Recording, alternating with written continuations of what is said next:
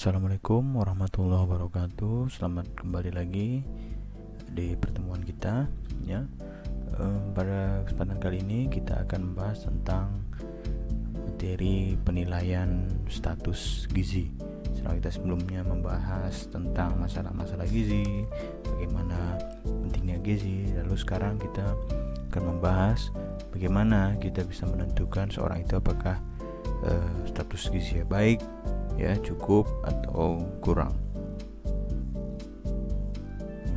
Jadi diharapkan nanti kalian dapat menentukan status gizi seseorang ya baik dilakukan secara langsung maupun tidak langsung. Dan yang secara langsung itu diantaranya ada dengan cara pengukuran dengan antropometri, pengukuran secara biokimia dan biofisika. Kemudian penilaian status gizi secara tidak langsung dengan melalui metode dietary assessment, melalui statistik vital ataupun berdasarkan ekologi. Ya, yang pertama kita masuk tentang penilaian status gizi secara langsung. Nah, pertama kita punya antropometri.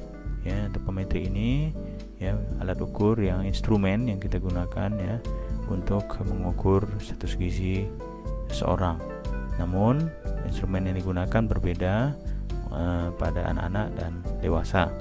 Ya, pada anak-anak beberapa instrumen yang dapat digunakan seperti yang ada di tabel ya, seperti growth chart ya, KMS kartu menuju sehat di posyandu atau puskesmas ya untuk balita. Kemudian ada lagi grafik CDC, kemudian ada lagi namanya lingkar dengan atas atau biasa disingkat dengan lila, dan lingkar kepala ini biasanya pada yang lingkar kepala bisa pada bayi-bayi baru lahir, lingkar dengan atas ya bisa untuk bayi maupun balita. Dan untuk dewasa itu walaupun ada grafik CDC tapi maksimal hanya sampai 20 tahun. Biasanya dewasa lebih menggunakan indeks massa tubuh atau body mass index ya, ada perhitungannya. Kemudian juga bisa menggunakan lingkar dada ataupun lingkar perut untuk menilai misalnya obesitas gitu. Nah, antropometri ini ya pertama kita pada anak-anak misalnya ya. Jadi ada ditinjau pada 3 kategori, yaitu berat badan berdasarkan umurnya, bagaimana status gizinya, kemudian tinggi badan berdasarkan umurnya, lalu berat badan berdasarkan tinggi badannya. Nah, ternyata yang dikatakan normal itu adalah jika ketiga kategori ini normal, seperti yang bisa dilihat di baris kedua.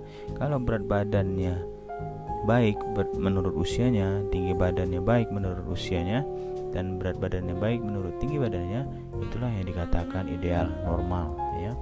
Namun walaupun ada berat badan berdasarkan tinggi badan normal misalnya, namun ada masalah di kategori lain, indikator lain, maka bisa dikatakan ideal namun kurang ada riwayat. Nah, begitu.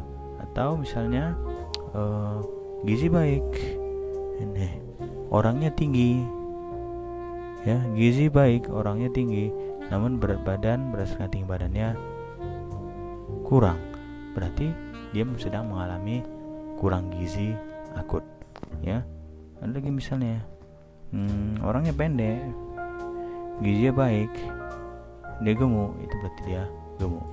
Orang pendek, kurus, tapi berat badannya banyak atau baik, maka kronis. Jadi berbeda keadaan, berbeda kondisinya. Jadi kalau kita lihat orang harus ditinjau dari 3 kriteria ini, dan kemudian bisa ditentukan apakah seorang itu mengalami menentukan status gizi daripada seorang, apakah dia termasuk ideal, normal, atau bermasalah, dan apakah dia akut atau kronis dapat dinilai dari kriteria ini. Nah, kapan dikatakan baik tadi kurang ya? Itu tadi kan ada kurva-kurva, tabel dan semacamnya. Itu bisa dilihat dari sini. Jadi contoh ini kita tunjukkan adalah tabel untuk berat badan berdasarkan tinggi badan, berat badan berdasarkan tinggi badan. Makanya karena berdasarkan tinggi badan, kita lihatlah tinggi badan kita anak tersebut. Nah, 104 cm tinggi badan itu berat badan idealnya adalah yang 16,5 kilogram. Jadi semua yang warna hijau ini adalah yang idealnya begitu ya. Nah, jadi kalau 105 berarti dia 16,8 dan seterusnya. Nah, ada lagi istilahnya cara penilaian lainnya adalah berdasarkan standar deviasi dengan Z-score. Di sini juga tadi ada standar deviasi ya, Z-score. Jadi yang dikatakan gizi begitu jika atau masih dalam batas wajar jika -2 sampai +2 standar deviasi. Ini misalnya yang di sini. Jadi kalau dia di sini sampai di sini, walaupun yang terbaiknya ini warna hijau, jika masih dalam rentang ini, itu masih bisa diintervensi dan bukan merupakan suatu kegawatan atau suatu masalah yang cukup serius tentunya. Tapi kalau di luar itu baru dia bermasalah, memiliki masalah potensi yang lebih serius ya. Jadi,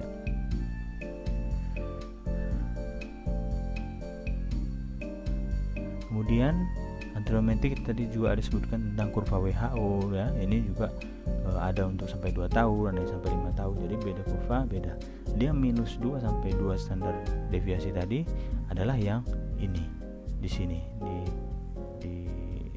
dari sini sampai ini. Jadi kalau ada nanti usia berdasarkan tinggi badan ya, usia berdasarkan tinggi badan, kalau plotnya terletak di antara ini, garis ini dan garis ini, misalnya di sini, di sini, itu berarti dia dalam kategori normal ya. Tapi jika berada di luar ini, yaitu di sini sampai di sini -2 sampai +2 sampai +3 standar deviasi, dia overweight. Tapi kalau di sini sampai di sini -2 sampai -3 standar deviasi, berarti dia kurang gizi ya. Tapi kalau di luar ini +3 atau -3 ya, ini atau ini, itu berarti dia mengalami gizi buruk ya. Nah, ini kalau KMS. Jadi kalau ini lebih berwarna ya, yang normalnya ini yang hijau terang, hijau tua. Di sini yang -2-nya sampai +2-nya, -2 sampai -3-nya yang kuning, dan di luar itu yang +3 atau -3-nya. Ya, ini juga kalau ini untuk yang di atas 5 tahun, ini hitungannya, tapi jarang digunakan. Biasanya hanya menggunakan kurva-kurva seperti ini karena lebih ringkas. Ya, sama juga ya, ini sampai di sini itu adalah yang normalnya, dan di luar itu adalah yang bermasalahnya, malnutrisinya, apakah overweight atau underweight. Nah, itu tadi secara antropometri ya, ada instrumen-instrumennya. Kalau yang dewasa itu ada namanya IMT ya. IMT itu dengan cara mengukurnya, misalnya berat badan dalam kilogram dibagi dengan tinggi badan dalam meter dikuadratkan. Nah, berbeda Asia dan Eropa atau di timur dan barat ya. Kalau yang orang di timur itu dikatakan overweight jika lebih dari 23, dan dikatakan underweight jika di bawah 18. Ada lagi namanya lingkar perut ya. Lingkar perut itu dibedakan perempuan dan laki-laki. Kalau perempuan itu perempuan dan laki-laki ya. Kalau biasanya di atas diameter lingkar perut itu di atas 100 ya, itu bisa dikatakan obesitas. Jika dikatakan di atas 90 itu overweight ya, gitu. Dan biasanya dengan IMT saja sudah bisa kita ukur seorang itu apakah dia overweight atau obesitas. Nah, kemudian pemeriksaan secara biokimia ya, ini adalah untuk menentukan satu gizi, misalnya mengukur ya, mengecek kadar-kadar gizi dalam tubuh. Misalnya kita mau menghitung atau melihat kandungan zat besi dalam tubuh seseorang, maka harus diperiksa lewat darah. Atau misalnya kita mau menghitung albumin, protein dalam tubuh ya, juga dalam darah. Atau misalnya kita lihat misalnya dari urin atau tinja ada albumin yang keluar misalnya, atau darah yang keluar, itu menunjukkan bahwa tubuhnya sedang kehilangan suatu zat gizi. Misalnya pada orang yang banyak proteinuria pada kondisi penyakit tertentu, protein banyak dalam urinnya, berarti kondisi tubuhnya sedang kehilangan protein. Oleh karena itu dapat kita nilai juga bahwa kita asumsikan bahwa seorang ini mengalami hipoalbumin misalnya, sehingga dilakukan pemeriksaan berikutnya dan bisa diberikan intervensi. Kemudian secara biofisik ini adalah menilai fungsi tubuh ya secara fisik, ya, apakah fungsi tubuhnya baik atau tidak. Misalnya pada orang yang asites ya, perutnya buncit dan lain-lain. Jadi tampak dari luar apakah berfungsi dengan baik, tidak. Misalnya lagi pada anemia defisiensi besi itu biasanya ada gambaran kuku sendok. Jadi kukunya cekung. Orang biasanya kan kuku itu cembung ya, gembung ke atas gitu, dia masuk ke dalam ya, seperti sendok. Nah, itu dia salah satu contoh dari penilaian secara biofisik. Misalnya lagi pada orang yang gizi buruk, ada rambut jagung, dia kuning rambutnya, atau rambutnya ditarik aja dia langsung copot ya, langsung rontok. Atau misalnya wajah tua ya, itu atau old man face ya, seperti itu seperti pada marasmus dan sebagainya. Jadi tamparan fisik dapat juga menunjukkan suatu kadar gizi seseorang tanpa harus melakukan pemeriksaan. Kemudian secara tidak langsung, bagaimana kita melakukan penilaian satu gizi? Pertama dengan cara dietary assessment, yaitu survei konsumsi makanan ya, baik jumlah dan jenis yang dikonsumsi. Ini berbagi dalam beberapa level.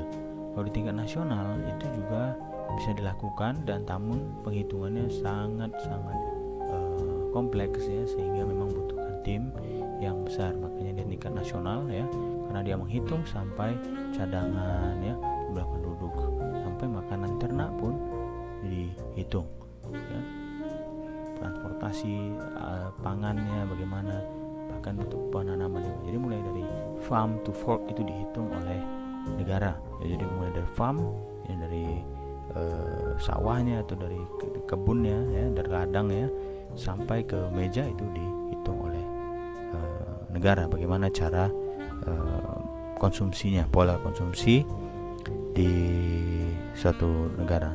Nah,